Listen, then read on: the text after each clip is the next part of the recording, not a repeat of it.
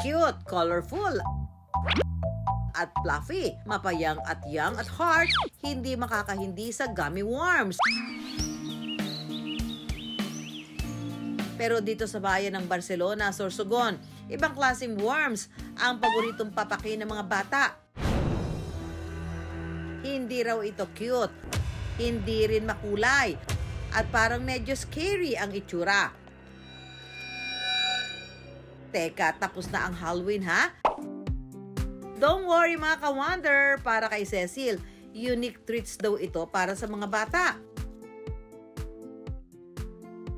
Ang tawag nila rito, ulalo o mas kilala bilang uok o coconut worms. Pero hindi nga raw biro mapasa kamay ang ulalo. Tara mga ka-wonder, maghanap tayo ng ulalo. Kapag malambot na yung sa gitna niya, diyan naninirahan yung mga ulalo. Yung ginagamit namin na mga tools sa pangunguha ay itong itak. O pwede naman kung malambot na talaga yung gitna ng nyog, ng puno ng nyog, pwede naman kamayin lang.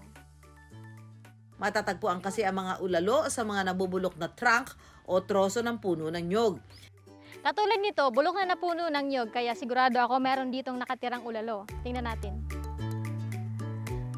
Gagamit tayo ng itak. Ayun, ang laki.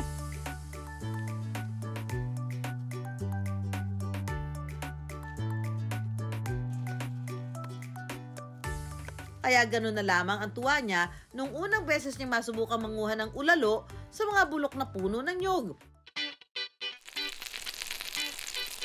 At nang mailuto ito ng kanyang tito. Natuto akong kumain ito dahil sa tito kong Ilocano dahil kinakain talaga to sa kanila at masarap daw talaga. Yung unang tingin ko po dun sa ulalo parang nakakatakot siya kasi may mga balahibo kasi siya eh. Parang nakakadiri, gano'n. Pero nung natikman ko na, hindi dapat siya katakutan kasi masarap pala.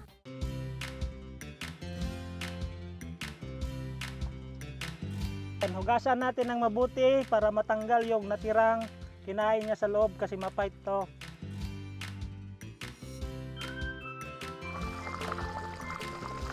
Natutunan ko yung panguha ng ulalo dahil dun sa amin sa Cagayan. Bata pa ako, yan na yung nakagisnan namin na kinakain doon. Hahalo-haluin lang po natin para magsama-sama po yung mga sangkap. Nakakatakot man daw tingnan, mayaman naman sa nutrisyon ang ulalo. Una po, siya ay source din ng protein, katulad po ng ating mga lamang hayop. At saka ang maganda po sa kanya ay mayaman po siya sa good cholesterol at omega-3. So yun po yung nakakatulong para po sa malusog natin na puso. Saka may vitamins po siya at saka dagdag na minerals tulad po ng calcium, ng potassium.